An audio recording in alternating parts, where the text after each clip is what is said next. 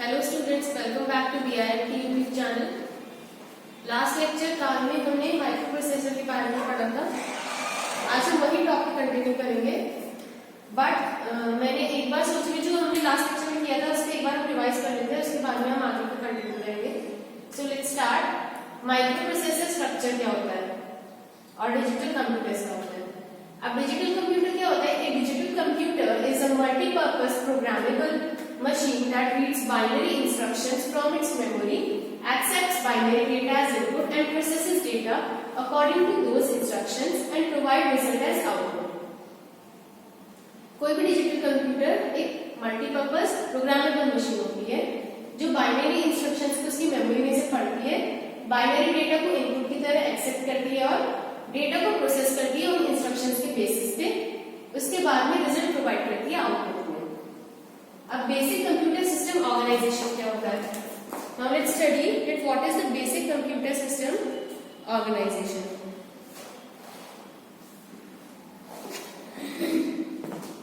Every computer contains 5 essential parts और units. हर computer के 5 एसेंशियल पार्ट्स होते हैं, यूनिट्स होती हैं।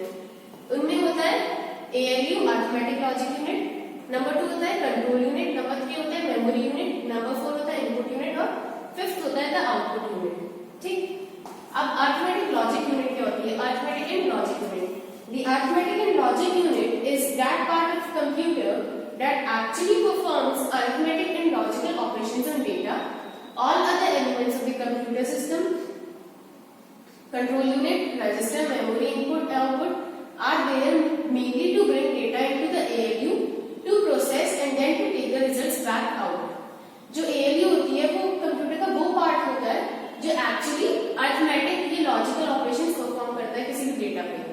जितने भी एलिमेंट्स होते हैं कंप्यूटर सिस्टम के, जैसे कि control unit, register, memory, input, output, उनका काम है बेसिकली कि वो डेटा को लाए ALU में और उसे प्रोसेस करके रिजल्ट को आउटपुट में दें। Arithmetic and logic unit and indeed all electronic components of the computer are based on the use of simple digital logic devices.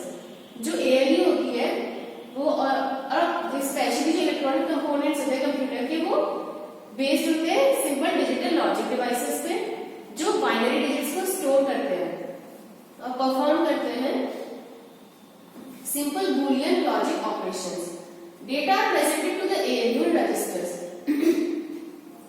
ALU में डेटा प्रेजेंट किया जाता है ALU को रजिस्टर्स में, ALU के रजिस्टर्स में। These registers are temporary storage locations within the CPU that are connected by signal paths of the ALU. ये register जो होते हैं ये टेम्पररी स्टोरेज लोकेशंस होती है CPU के अंदर जो कनेक्टेड होती है सिग्नल पाथ से ALU की। फिर digital systems and computer organisation. The ALU is the area of computer in which arithmetic and logic operations are performed on data. ALU वो एरिया है कंप्यूटर का जिसमें अरिथमेटिक और लॉजिक ऑपरेशन परफॉर्म किए जाता है डेटा पे। The type of operation that is to be performed is determined by signals from the control unit. किस तरह का ऑपरेशन परफॉर्म करना है वो बताया जाता है सिग्नल्स के बेसिस पे जो कंट्रोल यूनिट से रिसीव हो रहे हैं। The data that are to be operated on the ALU can come from either the memory unit or the input unit. वो डेटा जो ALU ऑपरेट करता है वो या तो मेमोरी यूनिट में होता है, यूनिट से आता है, या फिर इनपुट यूनिट से। Results of operations performed in the ALU can be transferred to either the memory unit for storage और द आउटपुट यूनिट। जो ऑपरेशंस परफॉर्म किए जा रहे हैं ALU में वो या तो ट्रांसफर किए जाते हैं मेमोरी यूनिट में स्टोरेज के लिए या आउटपुट यूनिट में। Now what is control unit? Control unit is like the conductor of an orchestra who is responsible for keeping each of the orchestra members in proper synchronization.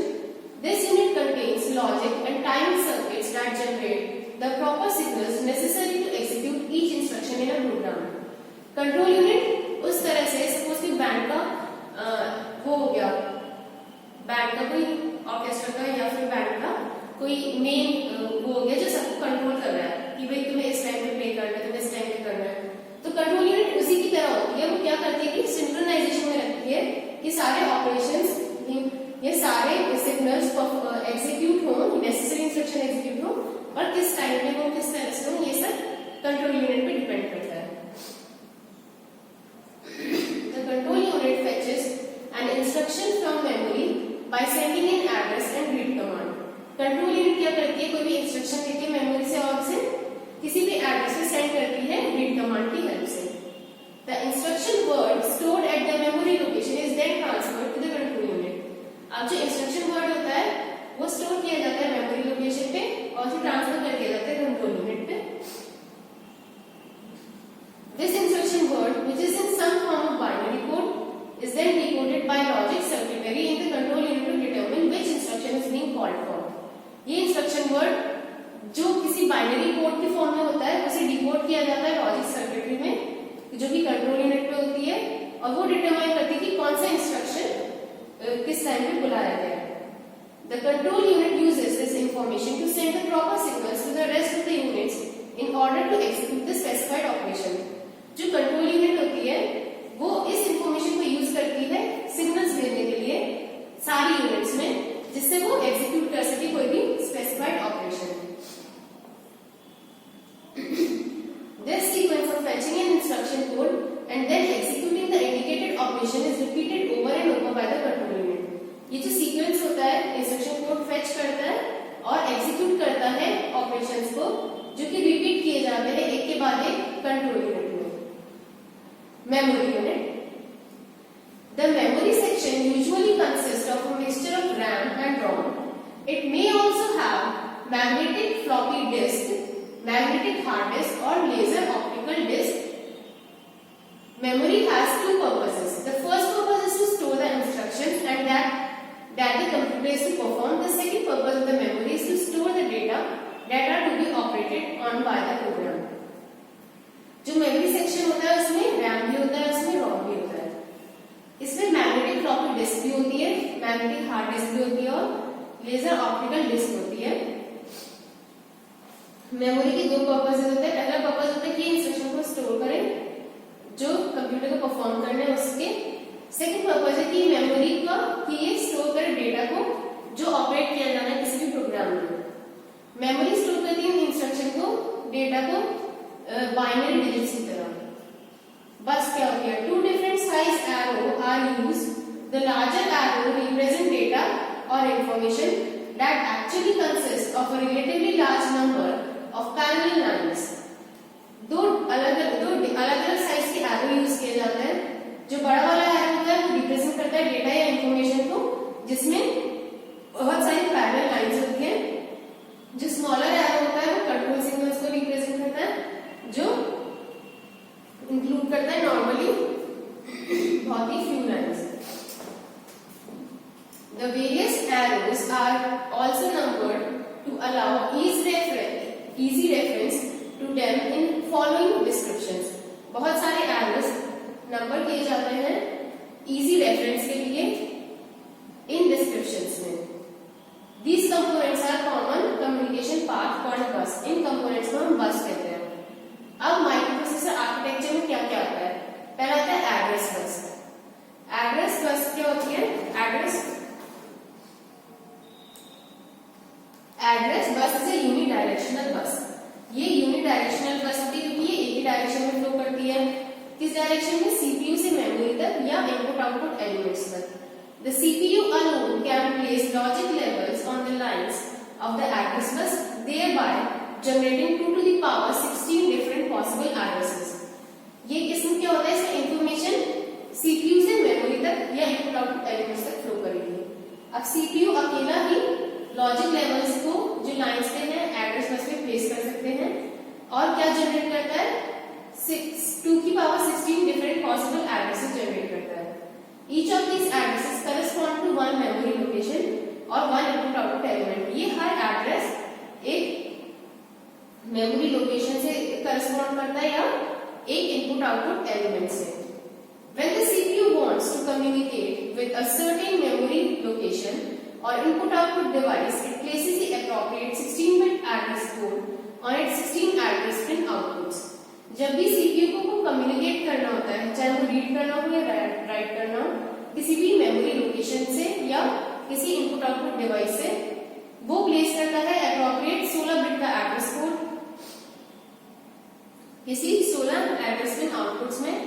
A0 से लेके A15 तक और address bus पे। These address bits are then decoded to select the desired memory location और input output devices। यही address bits फिर decode की जाती हैं डिजायर्ड मेमोरी लोकेशन को सिलेक्ट करने के लिए या इनपुट आउटपुट डिवाइस के लिए। डेटा बस क्या होती है? This is a bidirectional bus because data can flow to और from the CPU. The CPU's 8 data pins D0 through D7 can be either inputs और आउटपुट्स। ये क्या होती है? बाइडायरेक्शनल बस होती है क्योंकि डेटा फ्लो कर सकता है सीपीयू में से और सीपीयू के अंदर भी। सीपीयू में 8 डेटा पिन्स होती हैं D0 से लेकर D7 तक। अब वो इनपुट की भी हो सकती है, आउटपुट की भी हो सकती है। ये इस बात पे डिपेंड करता है कि सीपीयू क्या परफॉर्म कर रहा है, रीड परफॉर्म कर रहा है या राइट ऑपरेशन परफॉर्म कर रहा है।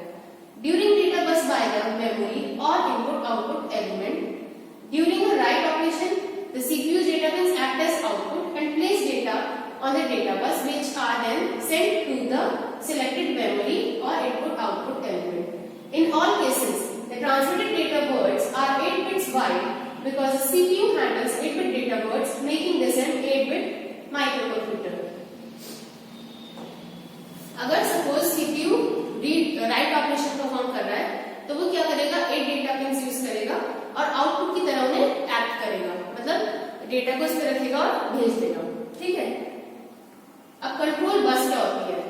This is the set of signals that is used to synchronise the activities of separate microcomputer elements. Control bus क्या होती है? ये सिग्नल्स का सेट है जिसका काम है कि जो भी एक्टिविटीज परफॉर्म हो रही है उन्हें सिंक्रोनाइज करना और अलग-अलग माइक्रोकंप्यूटर एलिमेंट्स की। सम of these control signals such as RD and WR are sent by the CPU to other elements to tell them what type of operation is currently in progress. इनमें से कुछ control signals ऐसे हैं जैसे कि RD हो गया, आपका WR हो गया, जो CPU भेजता है दूसरे एलिमेंट्स को ये बताने के लिए कि किस तरह का ऑपरेशन करंटली प्रोग्रेस में है। The input output elements can send control signals to the CPU. जो इनपुट आउटपुट एलिमेंट्स है वो कंट्रोल सिग्नल्स भेज सकता है CPU में।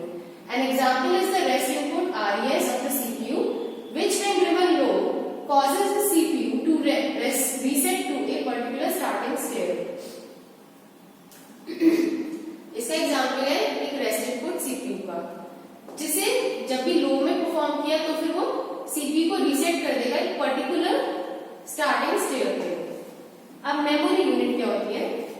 Operation of the memory is controlled by the control unit which signals for either a write or read operation. Memory का operation control किया जाता है कंट्रोल यूनिट से, जो सिग्नल कर देती है या तो रीड या write operation. A given location in memory is accessed by the control unit that provides the appropriate address code. कोई भी लोकेशन मेमोरी में एक्सेस करी जाती है कंट्रोल यूनिट से, जो प्रोवाइड करती है appropriate address code को।